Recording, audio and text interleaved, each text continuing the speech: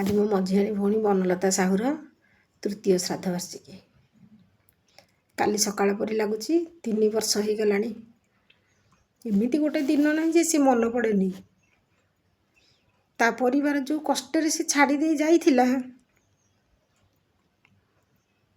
ଯାହା ହଉ ଧୀରେ ଧୀରେ ସେମାନେ ତ ସବୁ ସମସ୍ୟାର ତ ସମାଧାନ ଅଛି।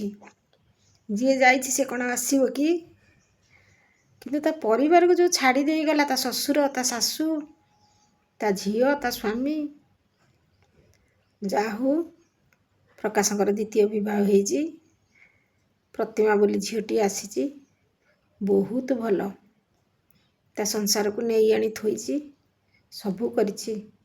କିନ୍ତୁ ଅପୂରଣୀୟ କ୍ଷତି ଘଟିଛି ବାପଘର ଲୋକଙ୍କର।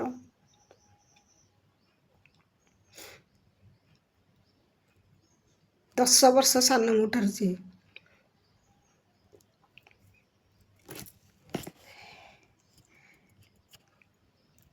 ଛୋଟ ଦିନୁ ନିଜେ ବି ଆମେ 5 ଭାଇ ଭଉଣୀ, 2 ଭାଇ ପରେ ମୁଁ ଝିଅ, ମୋ ତଳେ ସିଏ, ତା ତଳେ ପୁଷ୍ପଟିକି।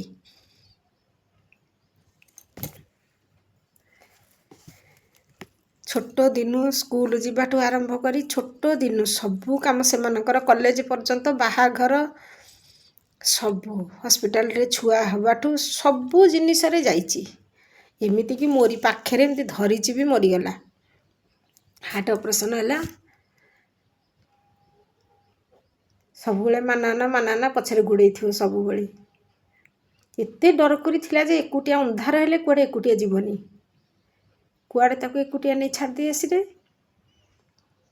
3 ବର୍ଷ ହେଲାଣି କୁଆଡ଼େ ଏକୁଟିଆ ବି ଅଛି। ଯେଉଁଠି ବି ଅଛୁ ଭଲରେ ଥା, ତୋ ପରିବାର ବି ଭଲରେ ଅଛନ୍ତି। ତୋ ଝିଅର ମା ଡାକରେ ମାନେ ଛାତି ଫାଟିଗଲା ପରି ଲାଗୁଛି। ବହୁତ ପୁରା ପାଗେଳି ହେଇଯାଇଛି ନା ତୋ ଯିବା ପରେ। ଆଉ ଘର ଲୋକ ମାଙ୍କ କଥା ତ ଜାଣିଥିବେ। ଘର ଲୋକଙ୍କ କଥା ନ କହିଲେ ଭଲ।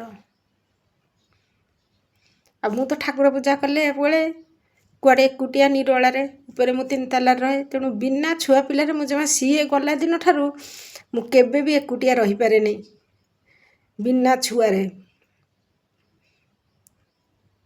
ଏଇ ନାତି ନାତୁଣୀ ମାନଙ୍କ ସକାଶେ ଆଜି ମୁଁ ବେବିନିକି ଭୁଲି ଯାଇଛି। ନହେଲେ 3 ତାଲାରେ ତା ଭାଇ ବି ଏପର୍ଯ୍ୟନ୍ତ, ତା ଭିଣେଇ ଏକୁଟିଆ ସେ ଘରେ ରୁହନ୍ତି ନାହିଁ।